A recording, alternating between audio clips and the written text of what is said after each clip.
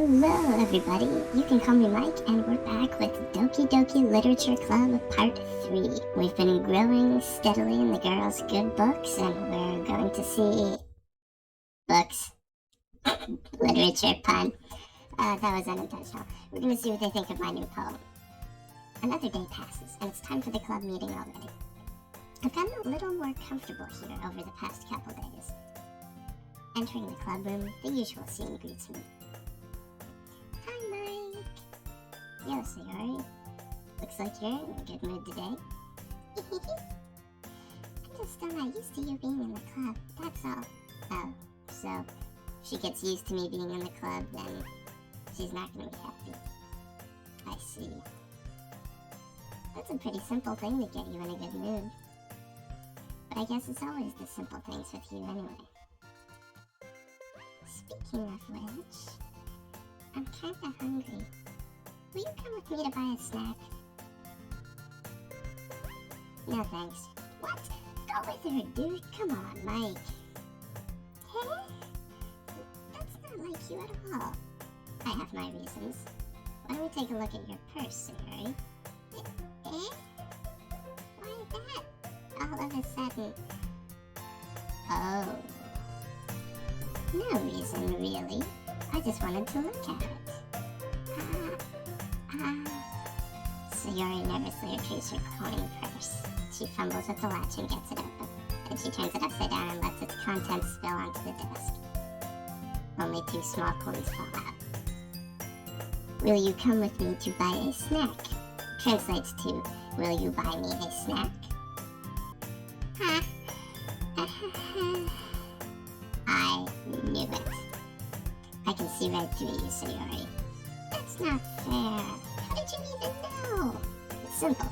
If you had enough money in the first place, you would have bought a snack before coming to the club room. So either you are not hungry and wanted an excuse to take a walk, or you plan to conveniently forget that you spent all your money so that I would lend you some. But there's one more thing. You're always hungry. And so that only leaves the one option. I give up! Don't make me feel guilty! If you feel guilty, that means you deserve to feel guilty. Ouch, Mike, that's just harsh. Yuri suddenly giggles. Eh? I didn't notice that she was listening then. Her face is in her book, as always. Yeah, that's the deceptive thing. You can sit there and be reading a book, and then just listen to everything that everyone else is saying. And they don't even realize you're there. You can sit there and read and be practically invisible. But you're always listening. I wasn't listening or anything. Oh yeah, you weren't. It was just something in my book. There is also this. Inconveniently timed laughter. When you laugh. Seriously, it happens. You find something hilarious and you laugh at the worst moment and everyone looks at you like, what are you laughing at? Yuri. Tell Mike to let me borrow some money? Are you kidding me? Oh, okay, no. This is getting out of hand. Don't get me involved like that, Sayori. Besides, you should only buy what you can responsibly afford. Yeah, she should have gone to someone else for help. And frankly, after pulling a mischievous little stunt like that, your suffering is fair enough retribution. Did I just... I didn't mean that. I got too absorbed in my book. I really like when you speak your mind, Yuri. It doesn't happen much, but it's a fun side of you. There's no way you could think that. You were right, though. I did something bad and now I have to accept a revolution. Sometimes the English in this game, it's been pretty good so far, but I'm guessing this is a translation. Retribution. Bad. Or maybe the English is spot on and it's deliberate mistakes. Still, coming from you, Sayori, I guess there's a little devil inside all of us, isn't there? Still getting really worried about this game. Don't let her fool you. Sayori knows exactly what she's doing. After all, she told you guys she was bringing me to the club before she even told me. You wouldn't have come if it weren't for the cupcakes. This is true. This is true. So I had to trick Natsuki into making them. Come on, give me more credit than that, Sayori, even though I don't deserve it.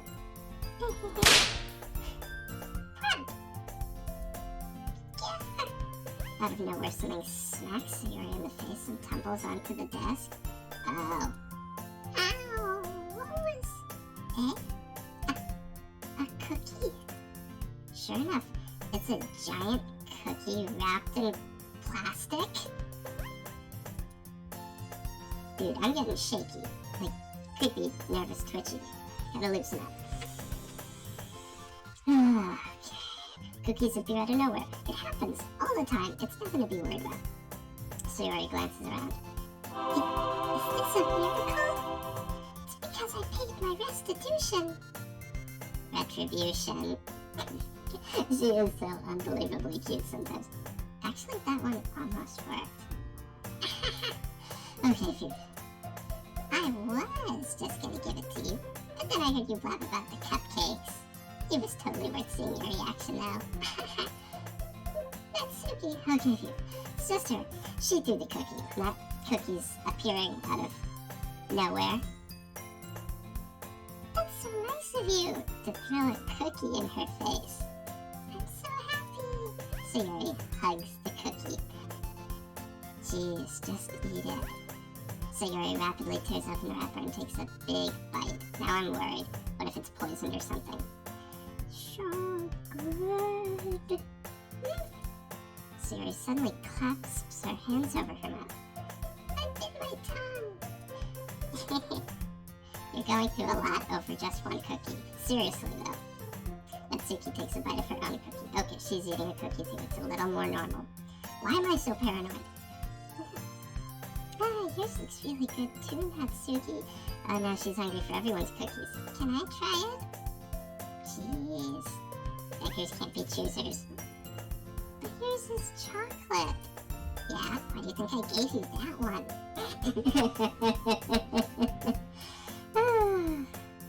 Fine. She just gave you a cookie. Eat the cookie and be happy with it. Still, I'm really happy that you shared this one with me. There you go. Sayori gets out of her seat and goes behind Natsuki, then wraps her arms around her. Jeez. I get it. Cookie's still in hand, and Natsuki reaches up to nudge Sayori off of her. Sayori suddenly leans down and takes a bite out of Natsuki's cookie. The plot thickens! Hey! Did you seriously just do that? Mouthful, Sayori trots away to safety. You conniving little... Sayori is either gonna grow up to be like a terrorist or some kind of master tactician or world champion chess player. Some creepy thing. Her strategies. This is not normal. Yuri and I laugh as well. Jeez, you're such a kid sometimes. Monica, can you tell Sayori... Eh? Natsuki glances around. Monica isn't in the club room. Where's Monica anyway? Good question. Have any of you heard anything about her being late today? Not me. Yeah, I haven't either. That's a bit unusual. I hope she's okay. Of course she's okay. She probably just had something to do today. She's pretty popular after all. Eh? You don't think she has a... I wouldn't be surprised. She's probably more desirable than all of us combined. Ladies. You sell yourself so short. Each of you has your own individual charms. Natsuki, you're a bit of a brat a lot of the time, but... I mean, you gotta learn to appreciate your own natural beauty. There's the right guy out there, somewhere. Maybe he's even in the classroom. You never know. That's true. Excuse me! Suddenly, the door swings open. Sorry, I'm super sorry. There you are. I didn't mean to be late. I hope you guys weren't worried or anything. Nah, we were just planning your funeral, and Natsuki was gonna bake cupcakes again, and... Eh? Monica chose the club over her boyfriend after all. You're so strong-willed. Boyfriend? What on earth are you talking about? Monica quizzically glances at me. Never mind that. What held you up, anyway? Well, my last period today was study hall. To be honest, I kinda just lost track of time. That makes no sense, though. You would have heard the bell ring, at least. I must not have heard it since I was practicing piano. Piano? I wasn't aware you played music as well, Monica. I don't really. I just kind of started recently. I've always wanted to learn piano. That's so cool! You should play something for us, Monica. Monica looks at me. Maybe once I get a little better, I will. Yay! That sounds cool. I'd also look forward to it. Is that so? In that case, I won't let you down, Mike. Monica smiles sweetly. She's like the only one who does that little pose thing, isn't she? I didn't mean any pressure or anything like that. Don't worry. I've been practicing a whole lot recently, and I'd really love the chance to share it once I'm ready. I see. In that case, best of luck. Thanks. So I didn't miss anything, did I? Not really. I choose to leave out Sayori's mischievous escapade. I was running through in my head, what did she really miss? A conversation about her possibly having a boyfriend, and there was something else tickling the back of my mind, but couldn't remember what it was now. Oh yeah, the cookie. I'm sure Natsuki will end up complaining to her anyway. Looks like everyone has already settled down. Sayori somehow already finished her entire cookie. Yuri's back to her book, and Natsuki disappeared into the closet. Alright. Mike! Sayori suddenly comes up to me. I'm gonna go get some supplies from another classroom. Supplies for what? Wanna come with me? Supplies? What for? Well, you know how the festival is coming up. Me and Monica were gonna make some posters and stuff. So I need to go find some crayons and markers and glue sticks. Ah, I see. Sure, I'll go with you. Yay! Okay, Monica, we'll be back soon. Are you going with Mike to get the supplies? There's no need to travel yourself. I'd be happy to go with him. Aw, but I wanted to go. So much fun exploring empty classrooms and stuff. Okay. It's just a suggestion. See if you can find poster paper too, okay? Okay! Ready, Mike? Yep, let's go. Sayori and I exit the club room. I follow behind as Sayori hums and skips around the hallway. Honestly, it feels like I'm taking a kid to the mall or something. Sayori finds pleasure in the simplest things sometimes, and that's a beautiful character trait to have. Honestly, I appreciate her more for it. Hey Sayori, what exactly are we doing for the festival anyway? I'm not sure how you would make an event out of literature. Me and Monica have it all planned out. Don't you worry. Now I'm really worried. Is that so? Yep. We're gonna do a poetry performance. Oh, okay. Performance? Of what kind? Well, everyone is gonna take turns on stage and recite their favorite poems. Ah, that sounds kind of dull. Mike, you're not thinking about it the right way at all. It's not just about reading poems, it's about performing them. Like you say the lines of the poem like, between my feet, the last remaining flower beckons to me. I twist the stem, freeing it from its clinging roots, caressing the final joyous moment between my fingers. But to what ends have I summoned this joy? For now when I look in every direction, the once prosperous field before me is but a barren wasteland. Did she just come up with that? Like that?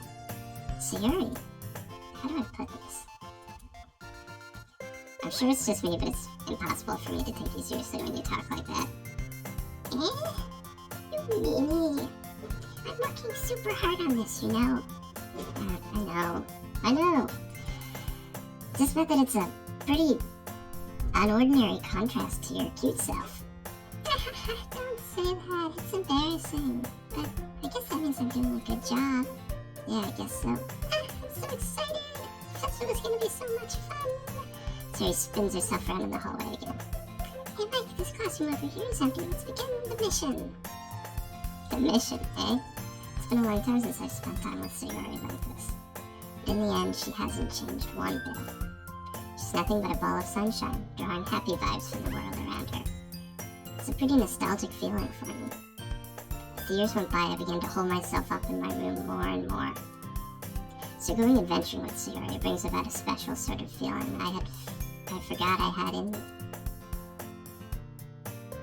The two of us entered the classroom. Sayori heads straight to the closet, and I follow. Let's see what we have in here. Crayons! Sayori pulls a box full of crayons off the shelf. They're the best brand, too. They're kind of dirty, though. Sayori starts pulling various crayons out of the box, reading the color names. Alright, that's one down. Don't get distracted, we still need to find... Wait, I'm looking for my favorite color. Oop, favorite color? This is important. Fine. Then at least move aside so I can look for the poster paper. I dropped one by accident. Smack. Yeah! Sayori bends over and smacks her forehead right into the shelf. She falls to the floor and the crayons spill all over her lap. You okay? My forehead. Sayori clutches her forehead. Jeez, Sayori... That's just like you, isn't it? Come on, let me see. Since Sayori is sitting on the floor, I grab her by the wrist and pull her out of the closet. You have to move your hands, Sayori. But it hurts. Just do it for a second. Sayori slowly releases her hand from her forehead. I gently brush her bangs to the side. Ow! Sorry. There's a huge red mark on the center of her forehead. A bump is starting to form as well. Wow, she really knocked herself good. Man, that's gonna swell up. Should find you some ice. Mike. Where would I even find ice around this time? I guess a cold drink would do. You don't have to. I'm fine looking like a unicorn. Even wincing from the pain, Sayori makes a silly joke. What are you saying? I'll be right back, okay? Oh, okay. Gotta find a cold drink. I pat Sayori on the shoulder and run out into the hallway. Just got creepy quiet. I locate the nearest vending machine. What should I get?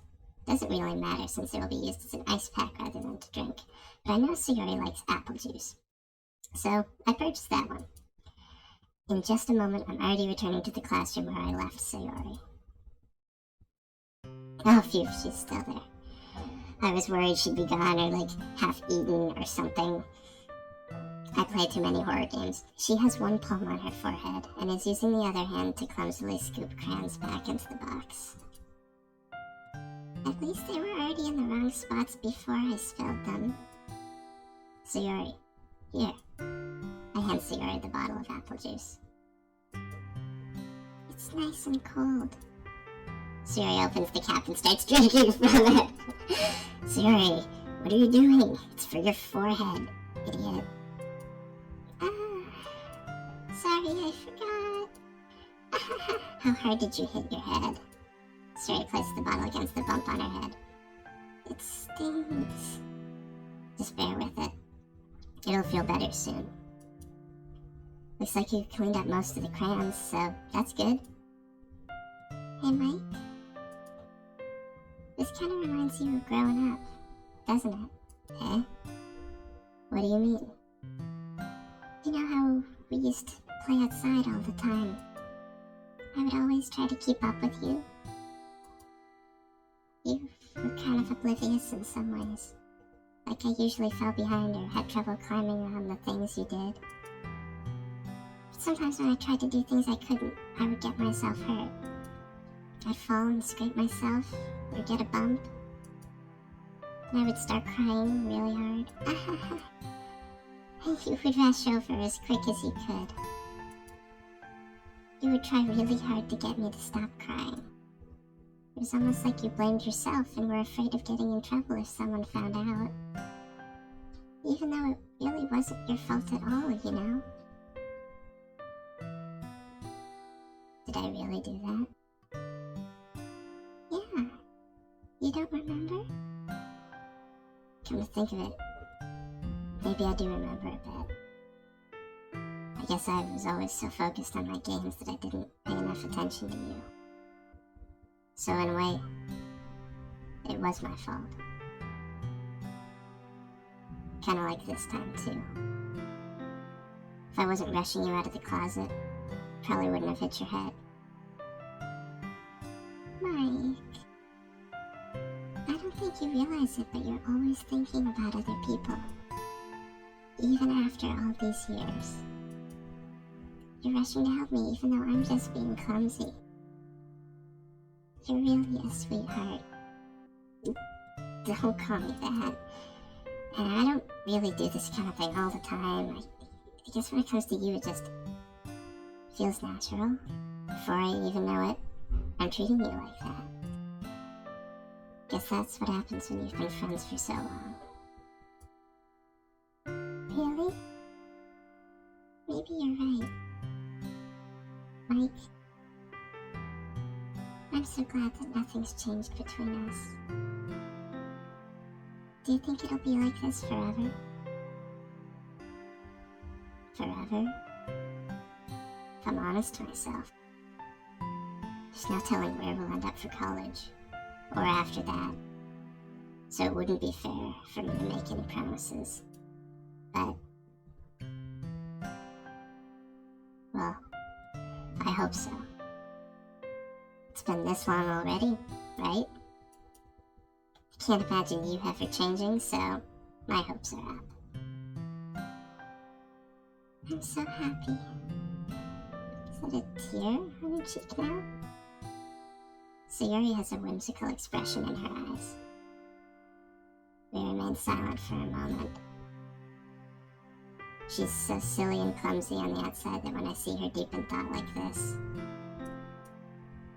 it makes me not want to disturb her. I guess we should go back. I don't want to worry Monica, you know? Good luck with that.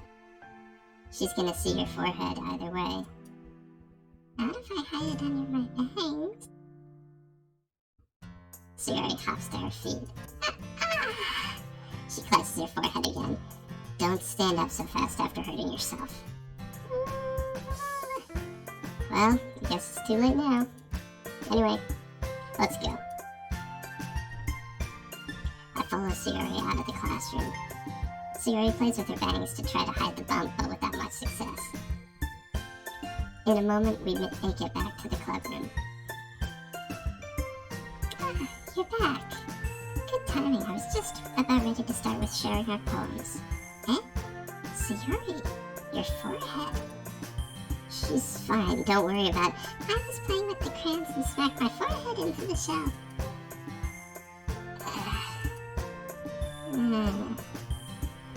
Well, anyway. Good save, Monica. Were you able to find everything we needed? I have it, right? Eh? Sayuri frantically glances around herself. I forgot all of this stuff. Come down, Sayuri. I have it all right here. I found the poster paper, too.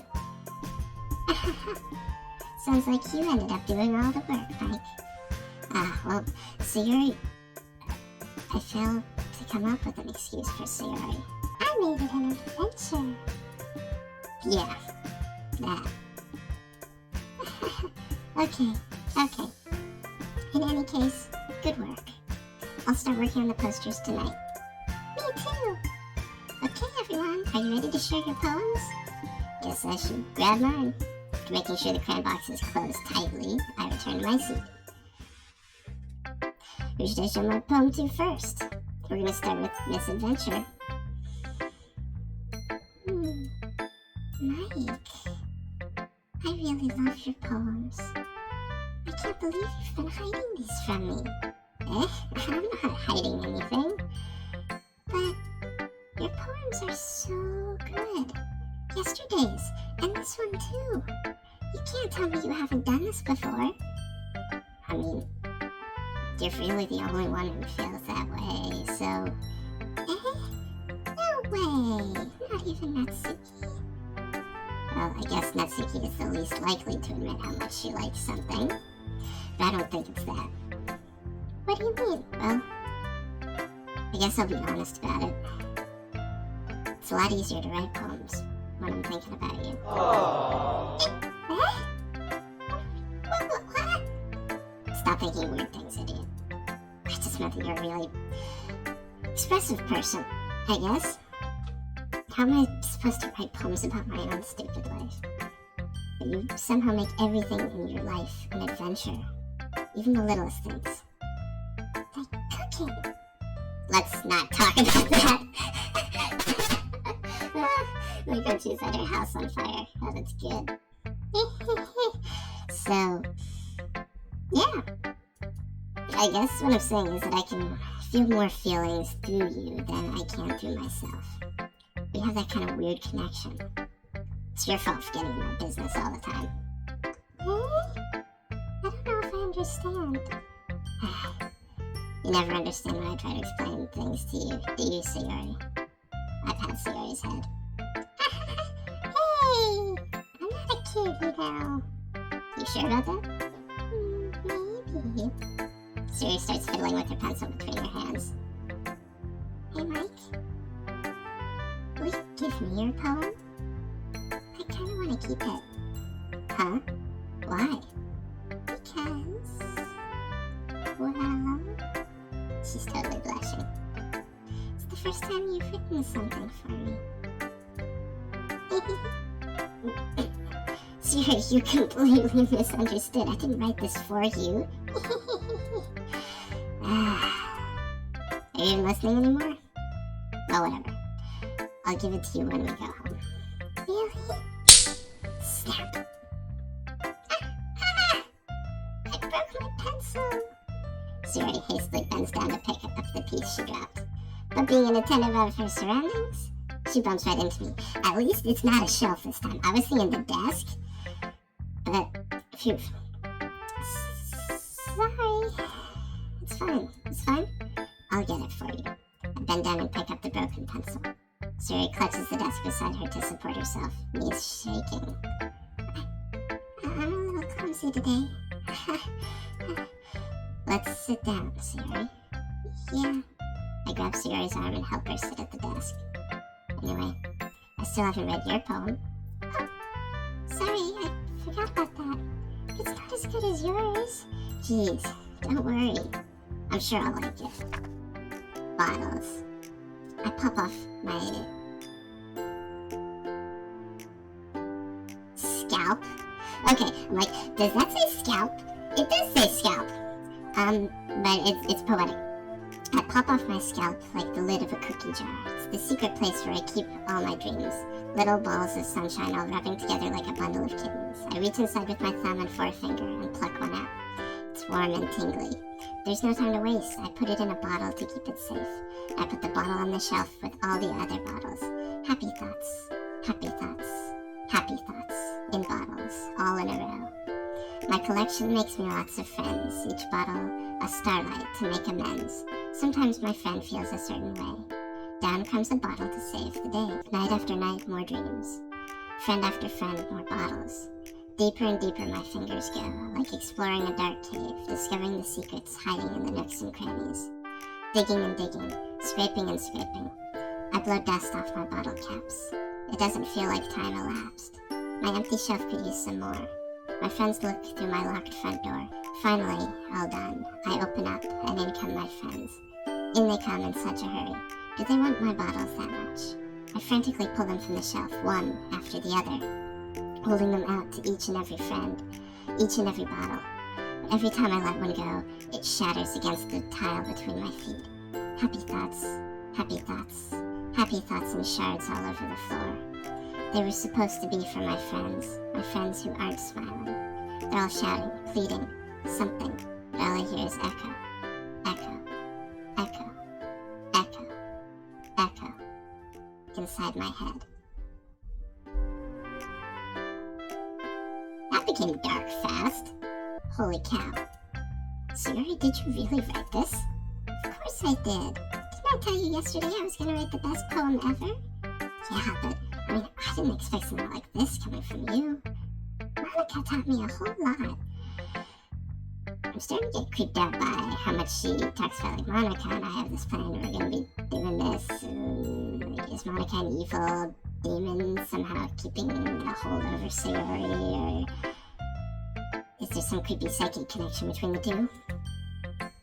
I've been really in touch with my feelings recently. I see that. It's almost kind of creepy.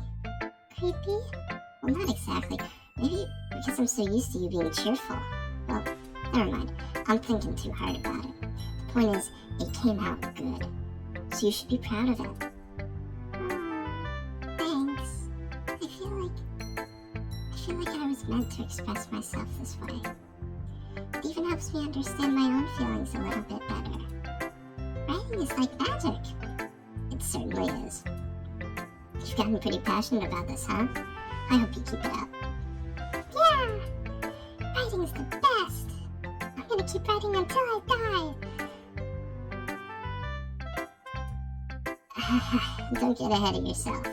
Even just the mention of dying in this cutesy atmosphere is making me uneasy.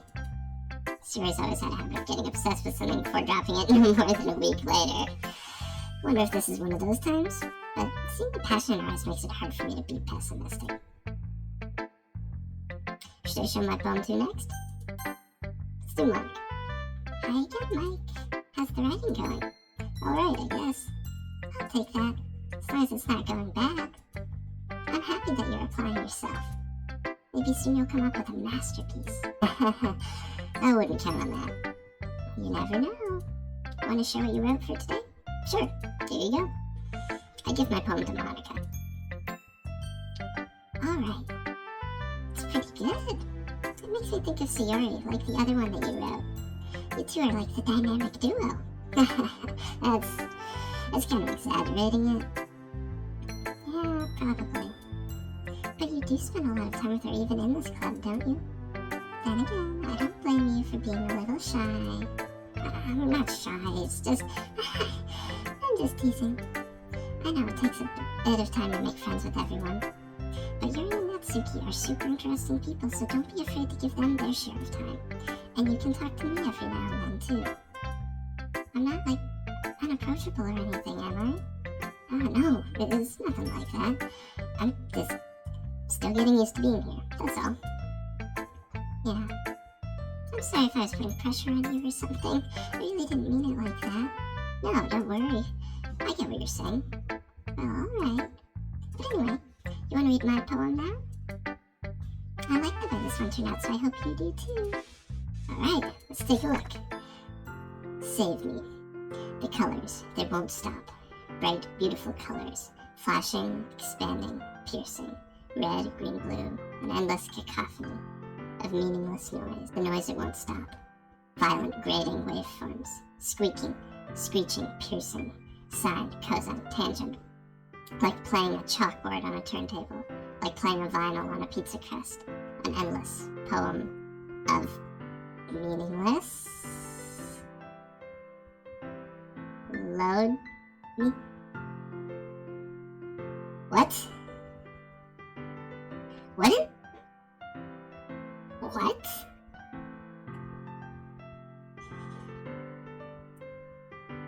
Seriously getting creeped out. It's even more abstract than your last one, huh? I guess it's just the way I write. I'm sorry if you don't like it. Oh, I never said that. It's just kind of a thing I've never really seen before, I guess. I kind of like playing with my space on the paper. Choosing where and how to space your words can totally change the mood of the poem. Yeah, it looked like the poem was unfinished. It's almost like magic. Black magic. The way I wrote the lines really sure makes it feel like they're trying to speak over the noise. I see. Still hard for me to tell what it's about, though. Sometimes asking what a poem is about isn't the right question. A poem can be as abstract as a physical expression of a feeling, or a conversation with the reader. So putting it that way, not every poem is about something. Anyway, here's Monica's writing tip of the day. Sometimes you'll find yourself facing a difficult decision. When that happens, don't forget to save your game. Okay, you know what? I'm just gonna take advantage of what she's saying and I will save my game. You never know when you might change your mind, or when something unexpected may happen. Wait, is this tip even about writing? What am I even talking about? Thank you, game developers. That's my advice for today. Thanks for listening. Here's my poem to next. Yuri. Let's see what you've written for today.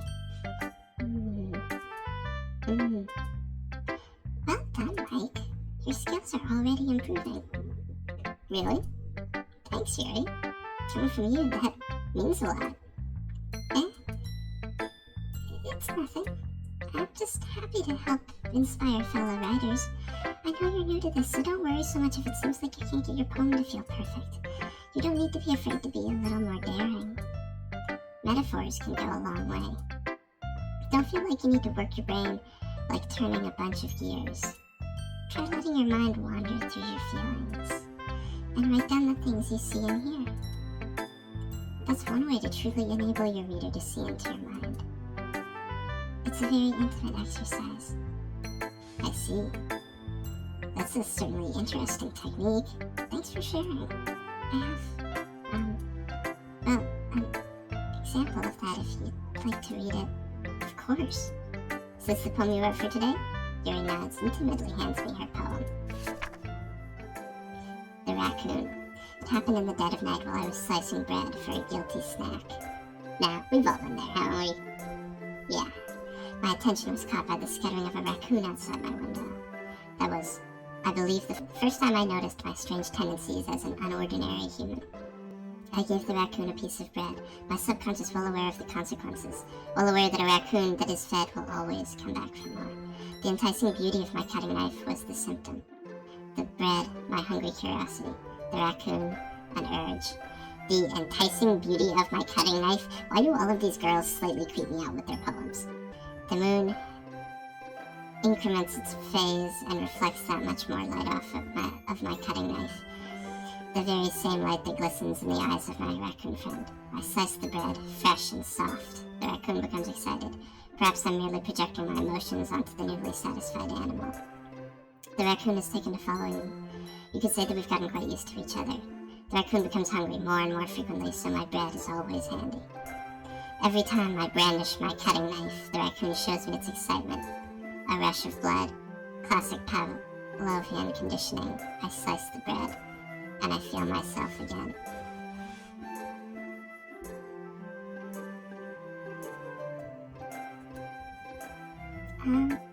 I was a little more daring with this one than yesterday's. I can see that. It's a lot more metaphorical.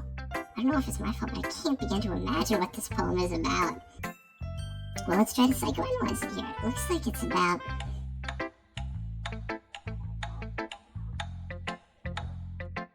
yeah, I don't know. Satisfying urges? Knives? Raccoons? That's right. It's a bit closer to my preferred writing style, using the poem as a canvas to express vivid imagery and conveying emotions through them.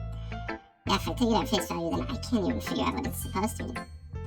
Well, I think it's something that different people can relate to in their own way. I wanted to express the way it feels for me to indulge in my more unusual hobbies. It's those sorts of things I'm usually forced to keep to myself. So I sometimes enjoy writing about them. Why do you keep them to yourself? Because they're embarrassing, and people would make fun of me. Don't you have anything like that, Mike? Well, yeah, I guess I do. I feel like everyone has a little something like that. The best we can do is respect each other and our individualities, even if it's difficult sometimes and some things make us uncomfortable.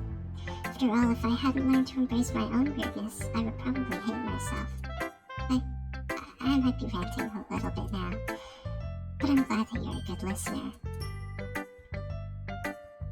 Should I show my poem to you next? Alright, here we go. Well, it's not really any worse than your last one. I can't really say it's any better either. Phew. Huh? Phew, what?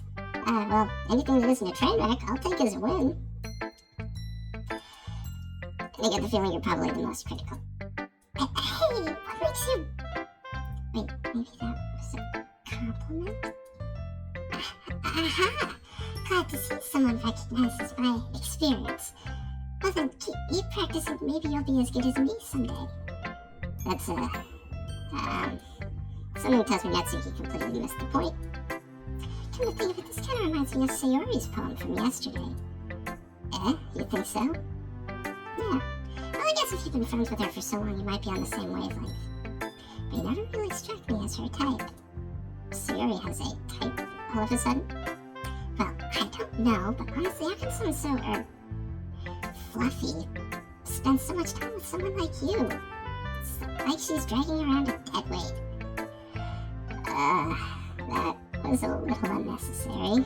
But think of it this way, if it weren't for me, she would probably just fly away like letting go of a balloon. You'd say we each take care of each other in our own way. Whatever it is, I don't get it. Oh yeah, I guess I'm supposed to show you my poem. Here we go. Here. Amy likes spiders.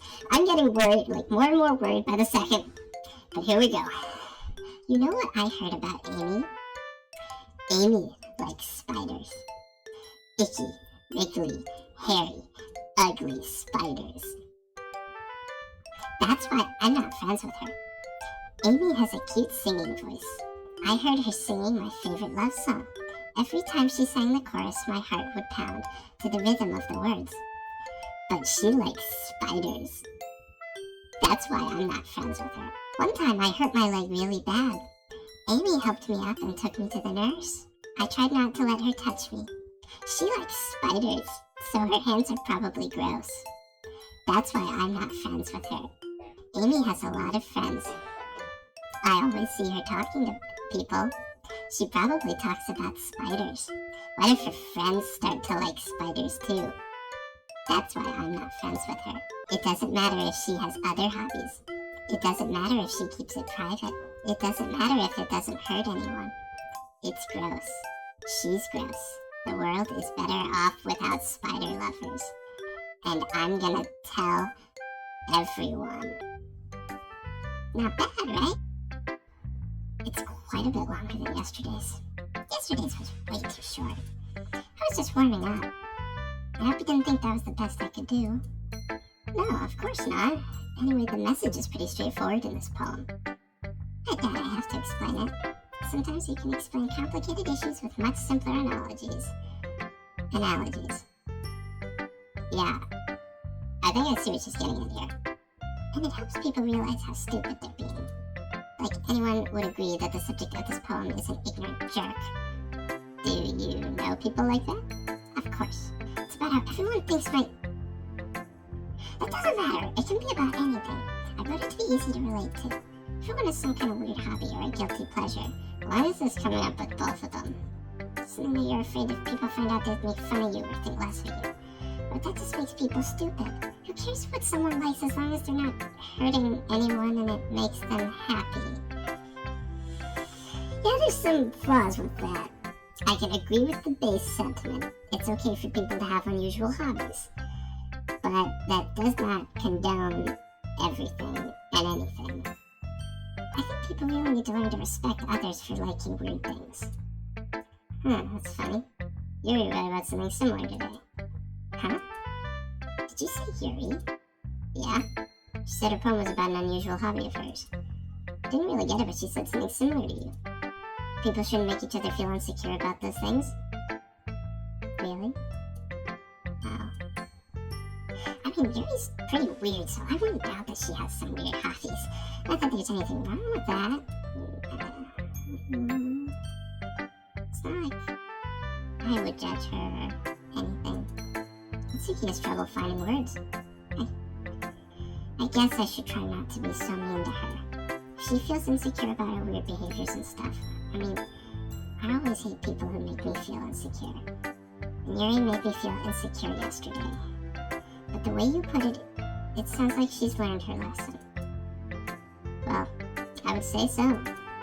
Even if her writing style is really different, I'm sure she'll appreciate the message in your poem. It's what I do best, after all. I don't like writing unless there's a good message to take away from it. Like, conveying emotions is important, but I want to make people think, not just feel. That's right. I like that. Remember that. I'm going to write a good one for tomorrow too, so look forward to it. You know what? I will. Okay, everyone. We're all done reading each other's poems, right? I have something extra planned today, so if everyone could come sit at the front of the room. Is this about the festival? Well, sort of. Do we really have to do something for the festival? It's not like we can put together anything good in just a few days. We'll just end up embarrassing ourselves instead of getting any new members. That's a concern of mine as well. I don't really do well with last-minute preparations. Don't worry so much. We're going to keep it simple, okay? We won't need much more than a few decorations. So Yuri has been working on posters, and I've designed some pamphlets we can give out during the event. Okay, that's great and all, but that doesn't tell us what we're actually going to be doing for the event. Sorry, I thought you heard about it already. We're going to be performing. Performing? Monica? Yeah, we're going to be having a poetry performance. Each of us are going to choose a poem to recite during the event. But the cool part is we're also going to let anyone else come up and recite poems too. So Yuri's putting it on all the posters in case anyone wants to prepare ahead of time. So Yuri, who's been coloring a poster, holds it up for us to see. Are you kidding me, Monica? You didn't already start putting those posters up, did you? Eh? Well, I did. Do you really think it's that bad of an idea? Oh, no. It's not a bad idea. But I didn't sign up for this, you know? There is no way I'm going to be performing in front of a group of people like that. I agree with Natsuki. I could never, in my life, do something like that. Imagining it, Yuri shakes her head in fear. Guys... No, so Yuri, I understand where they're coming from. Remember that Natsuki and Yuri have never shared their poems with anyone until just a couple of days ago. It's a lot to ask for them to recite their poems out loud to a whole room full of people. I guess I kind of overlooked that, so I'm sorry. But I still think we should give it our best. We're the only ones responsible for the fate of this club. If we start the event and each put on a good performance, then it will inspire others to do the same. The more people who perform, the better we'll be able to show everyone what literature is all about. Yeah! It's about expressing your feelings, being intimate with yourself, finding new horizons, and having fun. That's right. It's those reasons that we're all in this club today. Don't you want to share that with others? To inspire them to find the same feelings that brought you here in the first place? I know you do. I know we all do. And if all it takes is standing in front of the room for 2 minutes and reciting a poem, then I know you can do it.